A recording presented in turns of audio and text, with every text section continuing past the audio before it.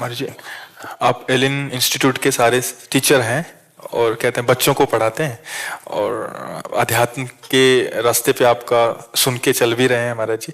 क्या एक वैसे बच्चों को जो है ना थोड़ा आध्यात्मिक शिक्षा भी देना अनिवार्य है, क्योंकि बिना आध्यात्मिक शिक्षा के, जैसे ब्रह्मचर्य है ये आध्यात्मिक शब्द है, और इसके बिना हमारे बच्चों की बड़ी दुर्दशा हो रही है। क्योंकि हमारे पास बच्चे आते रहते ना, जैसे हस्त क्रियादि हस्त मैथुन आदि के द्वारा बच्चे बच्चियां बहुत दुर्दशा को प्राप्त हो रहे हैं। बॉयफ्रेंड, गर्लफ्रेंड, व्यभिचार, नशा, ये सब हमारे जो भारत के भविष्य हैं नवीन बच्चों में बढ़ रहा है।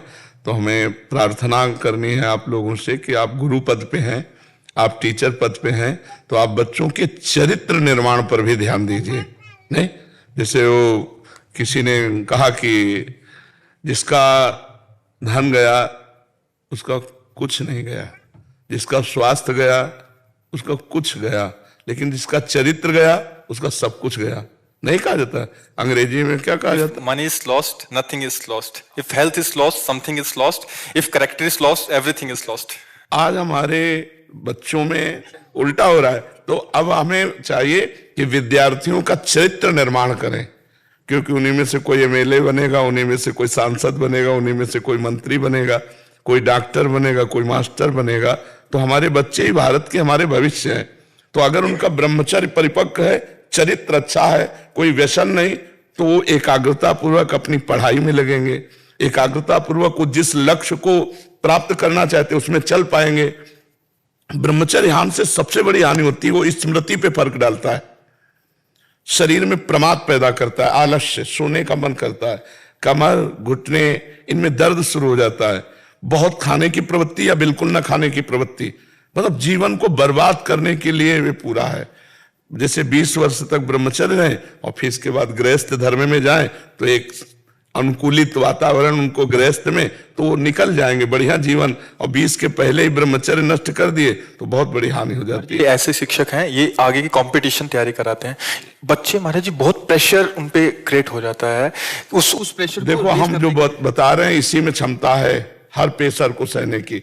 आप समझो, ब्रह्मचर्य के द्वारा हमारी जब स्मृति प्रवीण होती है तो एक बार बोलो और बस दिमाग में हम उसको फिट कर लें। आप कभी जीवन में पूछ लेना, तो हमारे जो बच्चों को प्रेशर लगता है ना पढ़ाई, वो ब्रह्मचर्यहीनता के कारण लगता है। नहीं, एक आनंद की अनुभूति, ब्रह्मचर्य एक शीतलता है, ब्रह्मचर्य एक बल है और ब्रह्मचर्य ब्रह्म है, उसको समझना चाहिए। तो हमारे बच्चों बच्चियों में ये आप जानकारी जरूर दें, क्योंकि जो आध्यात्मिक पढ़ाई है वही से सुधार सकती है। भौतिक पढ़ाई में तो और इसका प्रोत्साहन दिया जाता है, जैसे डॉक्टर कहते हैं प्रोत्साहन स्वरूप में कि कोई हानि नहीं है, और यहाँ प्रत्यक्ष बच्चों के जीवन बर्बाद होते चले जा रहे हैं। उनका आहार, व्यवहार, चरित्र अगर ठीक है तो पढ़ाई में उन्नति प्राप्त करेंगे, नहीं तो परेशान हो जाएंगे, फिर नशा करने लगेंगे, फिर हार जाएंगे, फिर वो अपने आप को नष्ट करना चाहेंगे।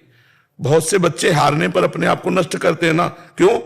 हार जाना एक स्वाभाविक प्रक्रिया है, लेकिन नष्ट करना स्वाभाविक प्रक्रिया नहीं है। हार और जीत दो ही पक्ष होते हैं, पास होना या फेल होना।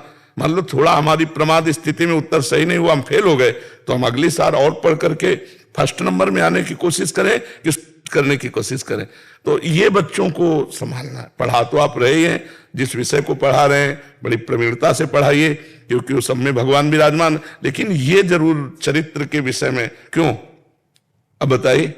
गुरुदेव भगवान, मैं अर्ज करना चाहता हूँ, हमारी संस्था का ध्येय संस्कार से सफलता तक ही है, और यही जो आपने बात कही, यही भाव हम करते हैं। लेकिन इंटरनेट और यूट्यूब, जैसे हम भी आप तक इंटरनेट से पहुंचे, आप हम तक इंटरनेट से पहुंचे, लेकिन इन बच्चों को समय से पहले वो सब मिल रहा है जो नहीं मिलना चाहिए। इसमें आप और हम बहुत सीमित और अपने आप को एक असहज महसूस करते हैं। कुसंग हो जाता है महाराज जी मोबाइल आदि से। तो कोई नियम, कोई कानून, हर चीज के लिए नियम, कानून, रेगुलेशन है, लेकिन इंटरनेट किन बच्चों तक, इनको समय से पहले वो सब चीजों की सुविधा हो गई।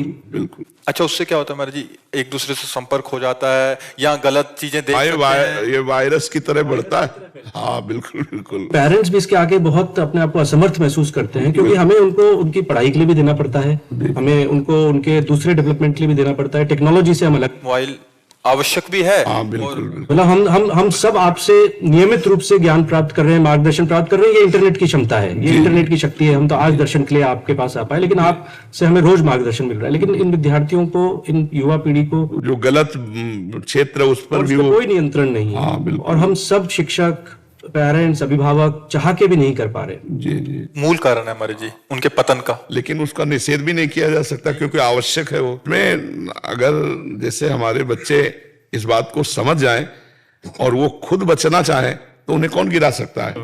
पर हमारे बच्चों के दिमाग में भरना होगा कि ये चीजें आपके पतन के कारण है, ये आपके पतन का उद्दंड बच्चे, उनकी बात तो नहीं, कुछ सभ्य बच्चे हैं, वो अपना सुधार कर रहे हैं और सुधार करेंगे। हमको ये बात उनके सामने रखनी है। जो बात हम कह रहे हैं, ये बात अगर हम 1 मिनट में भी रख देंगे या आप ना सुनाओ, किसी के सुनाए हुए बातें सुना दो, तो उनके दिमाग में तो आ जाए ये गलत है।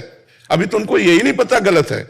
बहुत से डॉक्टर सपोर्ट करते हैं, बहुत से मित्र सपोर्ट करते हैं, मोबाइल आदि के वीडियो सपोर्ट करते हैं, तो उनका मन वैसे चंचल है तो उनको और अच्छा लगने लगता है गलत मार्ग। तो हमें समझाना होगा कि गलत मार्ग से सुख नहीं मिलता।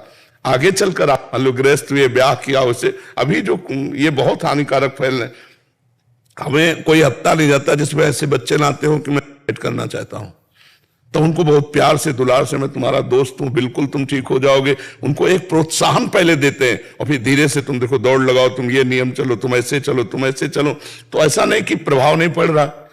सुधार, अगर हम कुछ ऐसे बच्चे होते हैं जिनको जानकारी नहीं कि मैं गलत जा रहा हूं, दोस्तों के संग में और सब ऐसे, अगर उनको आप लोग ऐसा जानकारी दे तो मुझे लगता है 100 में कुछ % बच्चे तो सुधार सुन के हो जाएगा। और जब हमारे कुछ बच्चे अच्छे हो जाएंगे ना, तो उनके संग से कुछ बच्चे अच्छे हो जाएंगे। और कुछ जो उद्दंड है वो तो किसी की नहीं मानेंगे, न संत की, न शास्त्र की, और न अपने माता पिता की, न टीचर की। तो उनको फिर भागवतिक दंड या सरकारी दंड मिलता है तो फिर उनको सुधरना होता है। उद्दंडता का फल दंड ही है, दंड से ही सुधारा जाए। वो सामनीति के द्वारा तो सुधर नहीं सकते। आपके दर्शन हो गए यार, एक एक दुपट्टा सबको पहनना। महाराज जी, एक जीवन में हार एक अटल सत्य है। जीतेंगे हारेंगे, हार के प्रति स्वीकार्यता बहुत कम होती जा रही है समाज बहुत होती है, हाँ बहुत कम। भगवान ने कहा सुख दुख के समय कृत्वा लाभा अलाभौ जया अजयौ। अजय माने पराजय में भी हमें समान पर ये नाम जप से हो जाएगा। अगर नाम जप किया जाए तो हमारी इतनी बुद्धि धैर्यवान रहेगी कि हम हार को भी जीत में बदल देंगे। हम हार कर निराश नहीं होंगे। नाम जप पर अब स्कूल में नाम जप वाली बातें तो कही ले जाती। 18-20 साल के, 15 साल के विद्यार्थी तो सोचते हैं हमारे सिलेबस का पार्ट ही नहीं है। हाँ सोचते, जी जी, लगता है कि ये तो हमारे पिताजी, पेरेंट्स। हाँ ऐसा लगता है।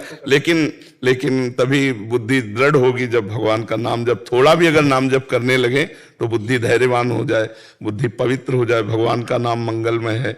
ये बहुत से बच्चे जपते भी हैं, बहुत से जपते, पर प्रायः ऐसी धारणा है कि ये तो बुजुर्गों का काम है। धन्यवाद।